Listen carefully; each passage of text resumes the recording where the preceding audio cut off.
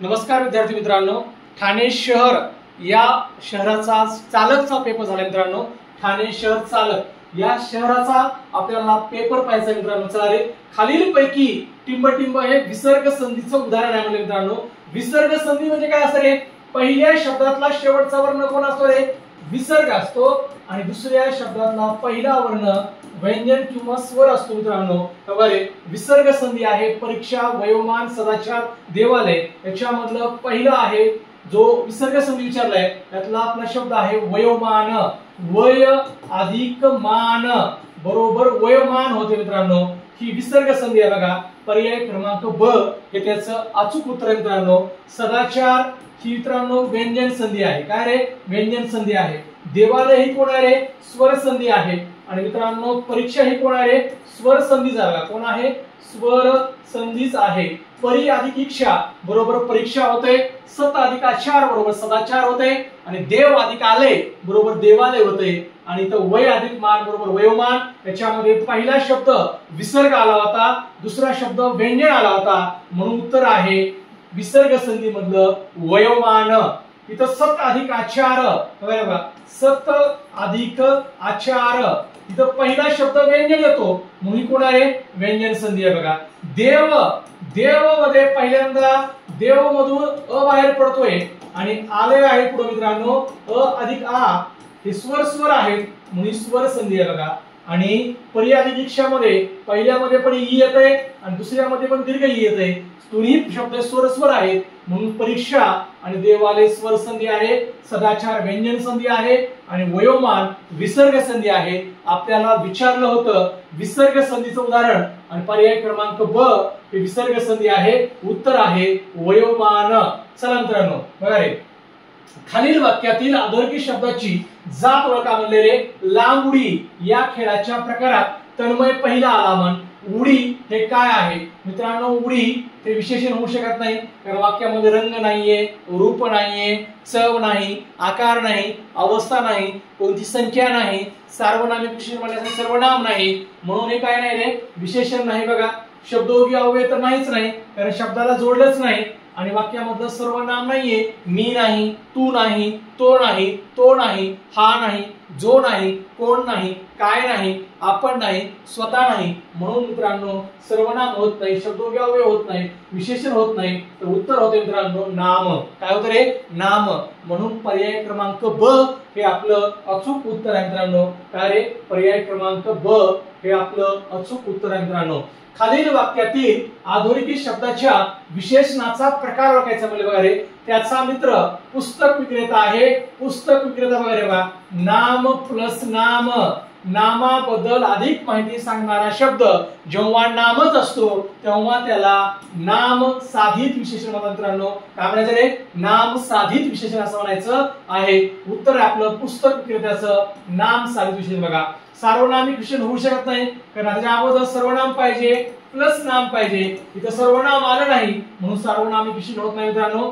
अव्यय अधिक नाम लागतंय इथं बघा रे, अव्यय नाही आलेलं म्हणून अव्यय विशेषण होऊ शकत नाही। अव्ययापासून बनलेलं नाही आणि धातूपासून बनलेलं नाही म्हणून म्हणायचं आहे त्याला धातू सुद्धा म्हणायचं नाही। उत्तर आहे आपलं नाम साधित विशेषण। पुढचा प्रश्न बघा मित्रांनो, पुढील शब्दाची संधी ओळखा म्हणले। निरंतर या शब्दामधील संधी कोणती म्हणले? काय म्हणले?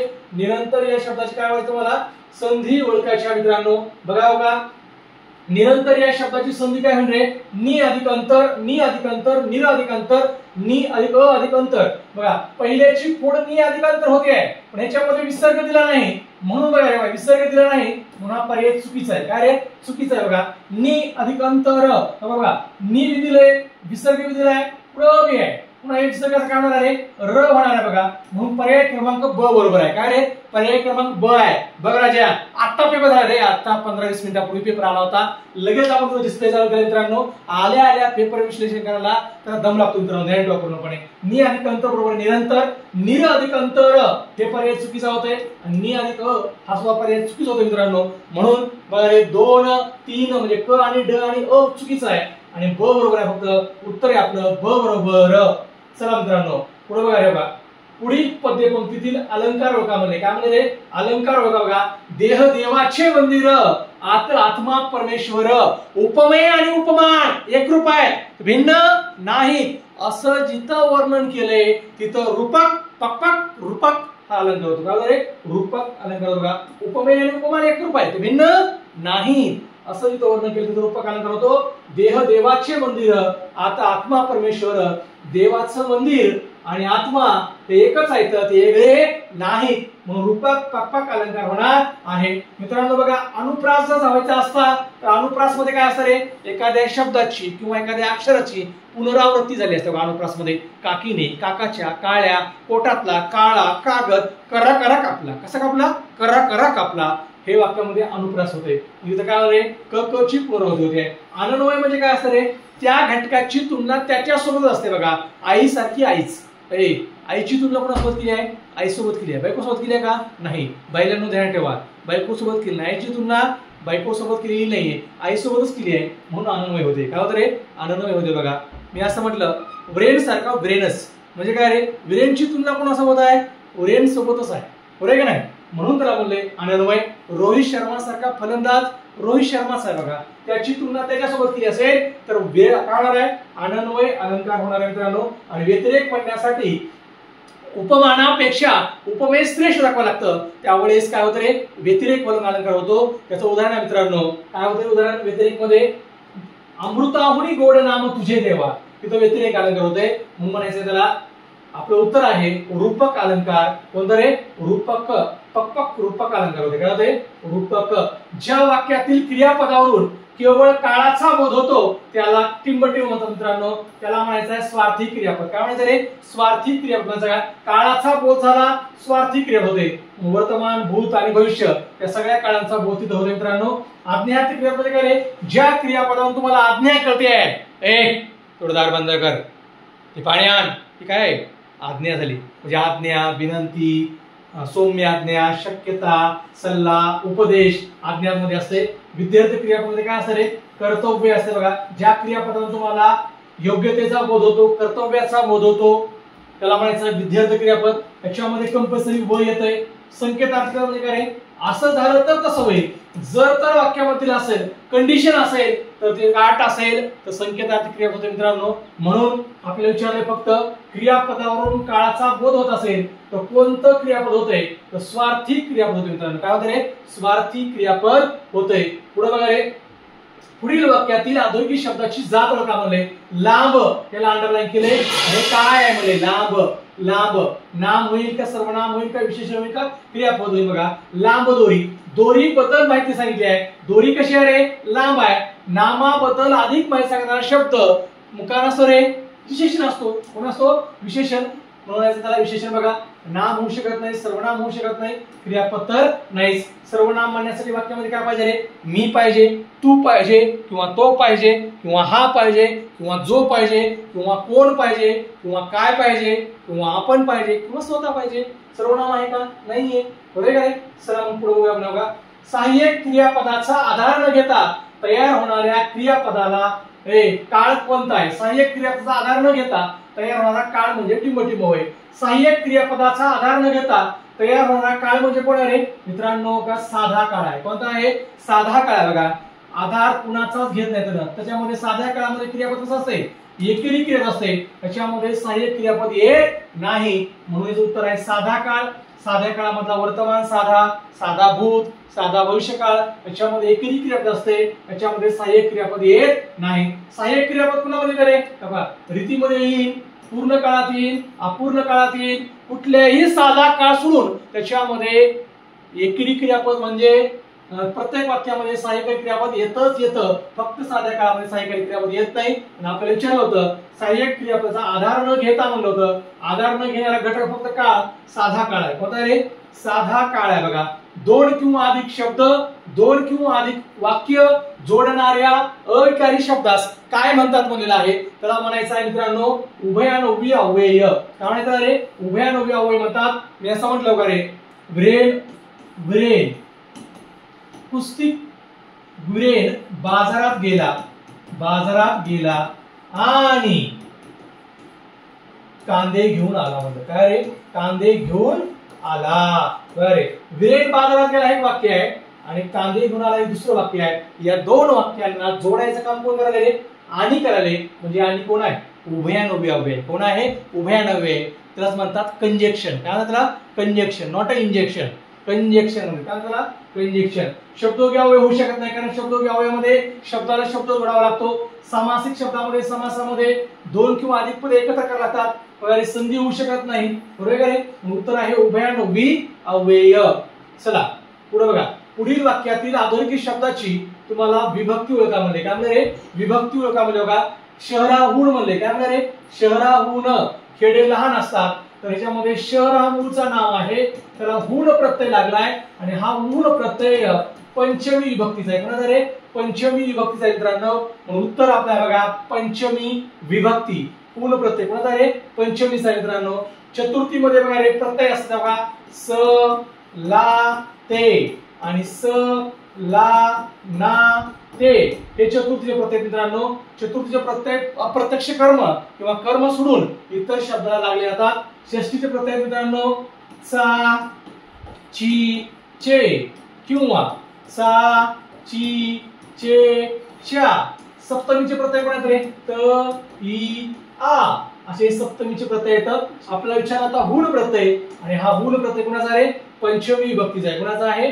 पंचमी विभक्तीचा आहे. पुढील वाक्यातील प्रयोग ओळखा मला मित्रांनो. त्याने निबंध लिहिला. तुम्हाला जर पहिल्यांदा प्रयोग ओळखायचा असेल तर पहिल्यांदा जाऊन तुम्ही कर्त्याची भेट घ्यायची. कोणाची घ्यायची रे? कर्त्याची भेट. अरे बापया, पप्पीची भेट नाही घ्यायची. कोणाची घ्यायची? कर्त्याची भेट घ्यायची. बघ, त्याने निबंध लिहिला. लिहिला हे क्रियापद आहे. ली हा धातू आहे. लिहिणारा कोण आहे रे? त्याने म्हणजे कोण आहे? तो आहे, आणि त्याला ने प्रत्यय लागलाय. कर्त्याला जर प्रत्यय लागला तर कर्तरी प्रयोग होऊ शकत नाही. आणि लिहिलेलं काय रे? लिहिलेलं आहे निबंध. कर्त्याला प्रत्यय आहे, कर्म आहे आणि कर्माला प्रत्यय नाहीये. बस कर्मणीच प्रयोग होणार आहे, दुसरा होऊच शकत नाही. ध्यानात ठेव, सगळ्यात मोठी ट्रिक्स आहे. कर्त्याला प्रत्यय आहे, कर्म आहे, कर्माला प्रत्यय नाहीये. कुठला प्रयोग आहे रे? कर्मणी प्रयोग आहे. कर्त्याला प्रत्यय असला कर्माला बी असला तरच भाव होणार आहे, किंवा कर्त्याला प्रत्यय आहे आणि वाक्यात कर्म नाहीये तेव्हा कर्म भाव होणार आहे. यापैकी नाहीचा काहीच संबंध नाही मित्रांनो. म्हणून ध्यानात ठेवा, कर्त्याला प्रत्यय असेल, वाक्यात कर्म असेल आणि वाक्यातल्या कर्माला प्रत्यय नसेल तर जगामध्ये एकच प्रयोग होतो बेटा. तो प्रयोग आहे कर्मणी प्रयोग. अजून एक ट्रिक सांगतो बघ. कर्त्याला जर ने प्रत्यय असेल, इकडे जर भूतकाळ असेल तर तो कर्मणीच होतो, दुसरा होत नाही. चल पुढे बघा. खालील दिलेल्या वाक्यांचा प्रकार बघा. म्हणले आमचे बाबा काबाड कष्ट करतात म्हणून आम्ही शिकलो. मित्रांनो, काबाड कष्ट केल्याचा परिणाम झालेला आहे, ते शिकलेले आहेत. म्हणून बघा रे, पहिल्या वाक्याचा परिणाम दुसऱ्या वाक्यावर होतो म्हणून याला म्हणायचं आहे परिणाम बोधक. आणि परिणाम बोधकचं वाक्य असेल मित्रांनो संयुक्त वाक्य. पर्याय क्रमांक क बरोबर आहे. काय रे? क बरोबर. तुमचं जर गौणत्व सूचक वाक्य असतं, स्वरूप, कारण, उद्देश किंवा संकेतचं, तर मिश्र झालं असतं. ते वाक्य नाही म्हणून काय रे? बघा, संयुक्त वाक्य उत्तर आहे. मिश्र होऊ शकत नाही. केवळ मध्ये एकच उद्देश आणि एकच क्रियापद असते म्हणून केवळ वाक्य नाही. यापैकी नाहीचा काहीच संबंध नाहीये म्हणून उत्तर आहे आपलं बघा रे संयुक्त वाक्य. काय आहे? संयुक्त वाक्य. पुढे बघा. खालील दिलेल्या विशेषणापैकी संख्या विशेषण ओळखा. म्हणले संख्या विशेषण वगैरे चांगला, असली, कोणता. चांगला हे काय रे? गुण विशेषण आहे. असली हे सार्वनामिक विशेषण आहे. आणि कोणता हे प्रश्नार्थक विशेषण आहे, किंवा असली, कोणता हे सुद्धा सार्वनामिक विशेषण होऊ शकते. मित्रांनो, संख्या विशेषण ओळखायचं लागला. काही हे संख्या विशेषण आहे आणि संख्या विशेषणामधला अनिश्चित संख्या विशेषण आहे. कोणता रे? अनिश्चित संख्या विशेषण आहे. पर्याय क्रमांक अ हे त्याचं अचूक उत्तर आहे मित्रांनो. पर्याय क्रमांक अ. पुढे बघा रे, हसरा हे विशेषण खालीलपैकी कोणत्या प्रकारचं आहे? हसरा याच्यामधला हस हा धातू आहे मित्रांनो. हस हा धातू असल्यामुळं बघा रे, हे कोणता रे?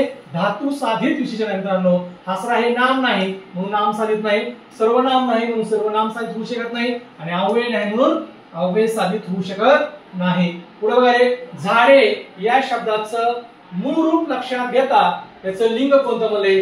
झाडे हे अनेक वचन आहे. बघा रे, झाड, झाडे हे नपुसक लिंग आहे. कोणतं रे? नपुसक लिंग आहे मित्रांनो. त्याचं उत्तर आहे नपुसक लिंग. पुढे बघा रे, अलंकार बघा मले, अमृताहुनी गोड नाम तुझे देवा, अमृताहुनी गोड नाम तुझे देवा. मित्रांनो ध्यान ठेवा, अमृतापेक्षा या जगामध्ये कुणीच गोड नाही, म्हणून उपमानापेक्षा उपमेय श्रेष्ठ दाखवले, म्हणून त्याला म्हणलेला आहे व्यतिरेक अलंकार. कोणता अलंकार आहे? व्यतिरेक अलंकार. बघा, अनन्वय त्याची घटका त्यासोबत तुलना होते म्हणून होऊ शकत नाही. रूपक पक्पक उपमेय आणि उपमान एकरूप लागतात म्हणून ते होऊ शकत नाहीये. अरे आपण होता काहीच संबंध नाहीये पूर्णपणे. उत्तर आपलं व्यतिरेक अलंकार. मित्रांनो हा दशास तसा प्रश्न मागच्या एक्झाम मध्ये होऊन गेला आहे. भुजंग प्रयात या वृत्तामध्ये चरणामध्ये किती अक्षरे असतात मित्रांनो? बघा रे, हाच प्रश्न तुमच्या ठाणे ग्रामीण चालकला प्रश्न विचारला होता आणि तुम्हालाही विचारला. बघा, भुजंग प्रयातामध्ये किती अक्षरे असतात? तर मित्रांनो ध्यानात ठेवा, भुजंग प्रयातमध्ये 12 अक्षरे असतात. यती असते 6वे अक्षर. किती अक्षर आहे? 6वे अक्षर. बघा, पर्याय क्रमांक पहिलंच उत्तर आहे. 12व्या अक्षरावर आणि 6 हे त्याचं यतीचं स्थान आहे म्हणून ध्यानात ठेवा मित्रांनो. अशा प्रकारे याच्यामध्ये आपलं ठाणे शहर पोलीस चालकचं मराठी व्याकरणाचं आपण हे पेपर विश्लेषण केलं मित्रांनो. अतिशय दर्जेदारपणे सगळ्या पर्यायांचं तुम्हाला विश्लेषण करून दिले मित्रांनो. याच्या अगोदर आपला व्हिडिओ बनला असता मित्रांनो, परंतु माझा शेवटचा प्रश्न चालू राहिला, म्हणजे सेकंड लास्ट प्रश्न होता आणि लेट गेली होती, त्याच्यामुळे पुन्हा एकदा हा व्हिडिओ केला मित्रांनो. नाहीतर हा व्हिडिओ आतापर्यंत तुम्हाला बघायला भेटला असता, आपल्या YouTube चॅनलवर मगाशीच अपलोड झाला असता. तरी सुद्धा पेपर झाल्या झाल्या आपल्या हातामध्ये पेपर पडला आणि लगेचच आपण विश्लेषण केलंय मित्रांनो. अशा प्रकारे नवीन नवीन व्हिडिओ पाहण्यासाठी, आपले पेपर विश्लेषणाचे असेच व्हिडिओ पाहण्यासाठी आपल्या YouTube चॅनलला तुम्ही सबस्क्राईब करा. आवडल्यास आपल्या मित्रांना पाठवा, शेअर करा, लाईक करा. धन्यवाद. असंच पुन्हा एकदा भेटूया.